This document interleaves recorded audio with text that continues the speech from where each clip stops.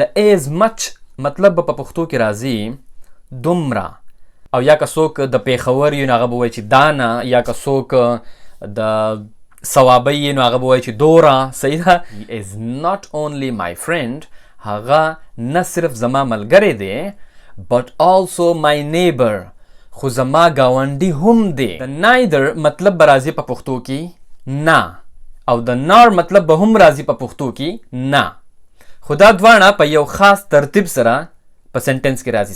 neither آصف has passed his exam nor has عرفان.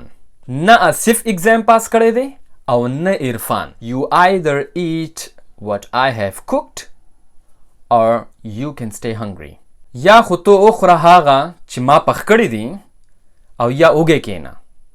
صحیح ده. نو دا وګوره دا جوړې په شکل کې راځي، یا دا کار وکړه او یا دا کار وکړه. بسم الله الرحمن الرحیم. السلام علیکم ملګرو، امید دی چې تاسو ټول بخیر.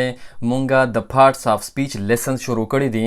د دې نه مخکې مونږه د پارټ نمبر 24 پورې الریډي کړی دي چې په هغې کې مونږه په تیر شوي لیسن کې سبارډینیټینګ کنجنکشنز الریډي کړي دي. که چا تر اوسه پورې زاړه لیسنز نه کتلي نو مهرباني وکړئ زمونږ پیج ته لاړ شئ او هلته کې ویډیوز به یې لیکلي وي، په هغې باندې چې تاسو کلیک کړئ نو ټول ویډیوز چې مونږ تر اوسه پورې څومره کړي دي نو هغه به ټول تاسو ته په ترتیب سره میلاو شي. او یا زمونږه د یوټیوب چینل ته لاړ شئ او هلته کې هم پلی لیست هم جوړ شوي دي، او یا که تاسو ویډیوز ته لاړ شئ نو هلته کې به هم تاسو ته ټول ویډیوز په ترتیب سره میلاو شي. صحیح ده. نن زمونږه د پارټ نمبر 25 او په دې کې به مونږه کوو correlative conjunctions. د لیسن شروع کېدو نه مخکې لایک او شیر د نه هیر نشي، او ټول زمونږه د یوټیوب چینل خامخا سبسکرایب کړئ. ښه نو راځو خپل لیسن لا correlative conjunctions.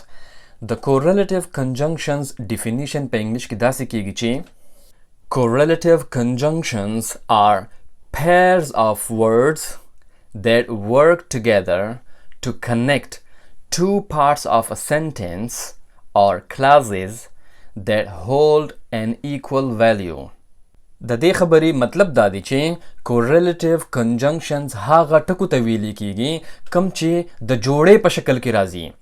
pairs of words د جوړې په شکل کې راځي، یعنی دوه الفاظ وي او هغه دوه سنټنسز یا دوه کلازز د یو بل سره کنیکټ کوي، او هغه سنټنسز او هغه کلازز په هغې کې یو شانتي وزن وي، یعنی چې دوه کلازز وي یا دوه سنټنسز وي نو په هغې کې یو شانتي وزن وي، د هغې ویلیو یو شانتي وي، قیمت یو شانتي وي. صحیح ده.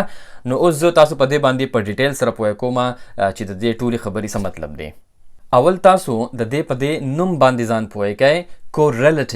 correlative جوړ شوی دی د یو ټکي نه correlate. correlate ویل کېږي په اردو کې به داسې ټکی راځي باهمي تعلق. صحیح ده. یا په پښتو کې مونږ ویلی شو چې رابطه جوړول، رابطې ته ویل کېږي correlative. relative ویل کېږي رشته دار ته. صحیح ده، چې د یو بل سره تعلق جوړی، رشته جوړی. نو هغه ټکي کم چې د دوو سنټنسز ترمنځ تعلق جوړی، خو هغه ټکي د جوړې په شکل کې راځي. په جوړه کې خو دوه وي که نه، او دلته کې به سنټنسز هم دوه وي او یا کلازز به هم دوه وي. نو یو ټکي به د یو کلاز یا د سنټنس سره راځي او بل ټکي به د بل کلاز او یا د سنټنس سره راځي. صحیح ده. نو اوس زه تاسو په ډیټیل سره د ایگزامپلز نه په دې باندې پوه کوم، نو انشاءالله تاسو به په دې ټوله خبره باندې ښه په اسانه باندې پوه شئ. فار ایگزامپل په correlative conjunctions کې یو پیر راځي، یو جوړه راځي. صحیح ده. هغه دی both او and. اوس both او and دا یو جوړه ده. صحیح ده. د دوو ټکو یو جوړه ده. اوس چې په کم سنټنس کې مونږه both استعمال کو نو په هغه سنټنس کې به مونږه and هم استعمالو. صحیح ده، ځکه چې دا دواړه راځي په جوړه کې. نو both به د یو سنټنس یا د یو کلاز سره راځي او and به د بل سنټنس یا د بل کلاز سره راځي. د both مطلب راځي په پښتو کې مونږ وایو چې دواړه، both دواړه، او د and مطلب به راځي او. نو اوس فرض که زه یو سنټنس وایم چې both the Pakistani cricket team and hockey team are doing well. دواړه د پاکستان کرکټ ټیم او د هاکی ټیم ډیر ښه روان دي، یعنی ډیر ښه پرفارمنس کوي.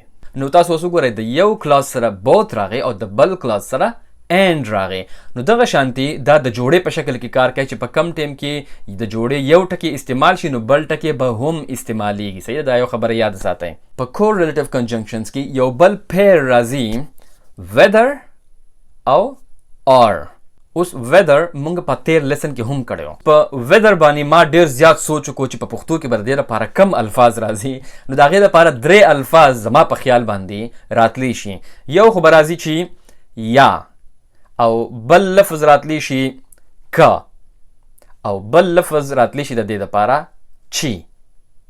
صحیح ده. او دا دویم کم ټکی چې دی or د or مطلب خو دی یا. صحیح ده.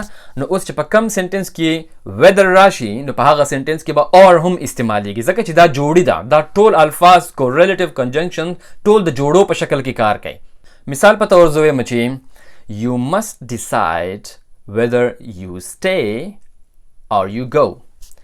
تاله اوس فیصله ضرور کول پکار دی یا پاتشه او یا ځه. نو اوس په دې ټیم کې د weather مطلب ما څه استعمال کو یا او یا د دې فقهي ترجمه په پښتو کې زه داسې هم کولی شم چې تاله اوس فیصله ضرور کول پکار دی چې پاتې شه یا ځه. نو په دې ټیم کې بیا د weather مطلب سره راغی چی.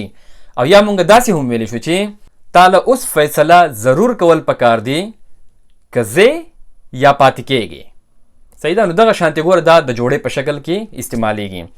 د دې نه پس یو بل correlative conjunction راځي either او or. اوس either په برټش انګلیش کې د دې پرونانسیشن دی either او په امریکن انګلیش کې هغوی د دې پرونانسیشن کوي either. صحیح ده. نو دواړه صحیح دي که څوک either وای او که څوک either وای. صحیح ده. نو اوس د either مطلب به راځي په پښتو کې یا او یا خو او د or مطلب خو یا دی. صحیح ده. دا خو ډېر آسان دی. نو اوس دا دواړه په یو سنټنس کې څنګه استعمالیدی شي. فار ایگزامپل زه وایم چې you either eat what I have cooked or you can stay hungry. یا خو تو اخره هغه چې ما پخ کړی دي او یا اوګه کینا. صحیح ده. نو دا وګوره دا جوړې په شکل کې راځي یا دا کارو کا او یا دا کارو کا. صحیح ده. نو دغه شانتي دا جوړې په شکل کې استعمالیږي. یا خو هغه څه وخوره چې ما پخ کړی دي. So you either eat what I have cooked or you stay hungry او یا اوګه کینا نهر کینا. صحیح ده. ها بل یو correlative conjunction راځي neither او nor. اوس neither په برټش انګلیش کې د دې پرونانسیشن دی neither او په امریکن انګلیش کې د دې پرونانسیشن دی neither. نو اوس که څوک هر یو استعمال دواړه صحیح دي. اوس د neither مطلب به راځي په پښتو کې نه او د nor مطلب به هم راځي په پښتو کې نه. خو دا دواړه په یو خاص ترتیب سره په سنټنس کې راځي. صحیح ده. تاسو اوس په دې باندې ښه په اسانه پوه شئ. دا مونږ هم ډېر استعمالو. ښه نو دا به مونږ څنګه استعمالو. فار ایگزامپل زه وایم چې neither Asif has passed his exam nor has Irfan. نه آصف اگزام پاس کړی دی او نه عرفان. neither Asif has passed his exam nor has Irfan. صحیح ده. نو neither راغی د یو خبري سره او nor راغی د بلې خبري سره. نو دغه شانتي دا جوړې په شکل کې په یو سنټنس کې راځي. دینه پس بل یو correlative conjunction راځي not او but. not او but د دې دوانو معنی به تاسو له already درځي.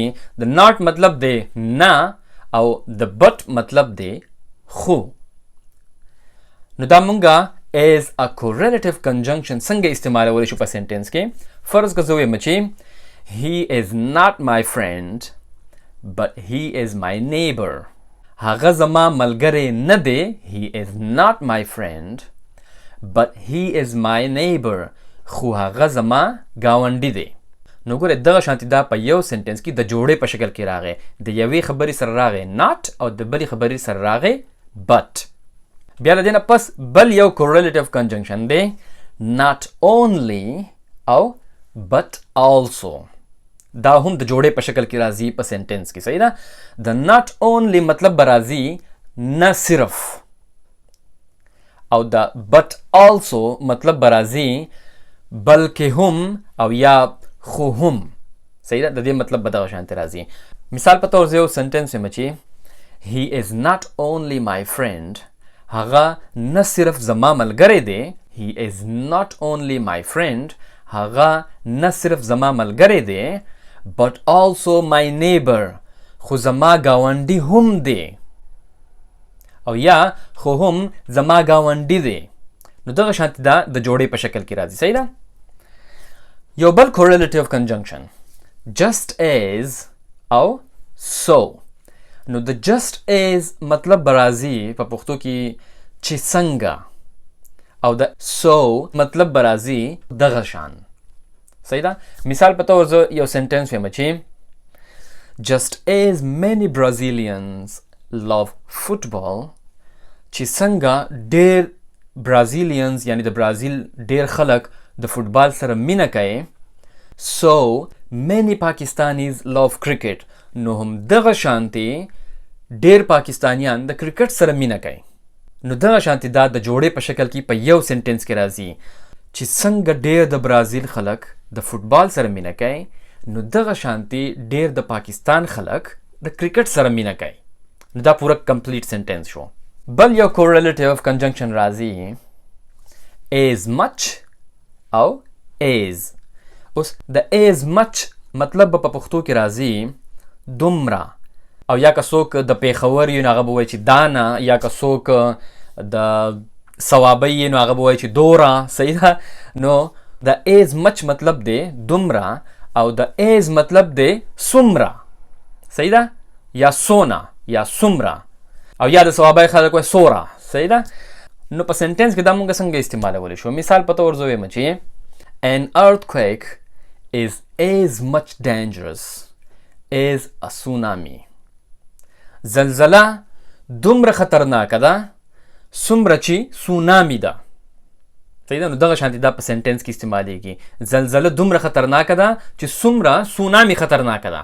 نو ګوره په دوانو سنټنسز کې یو شانتي وزن دی. صحیح ده؟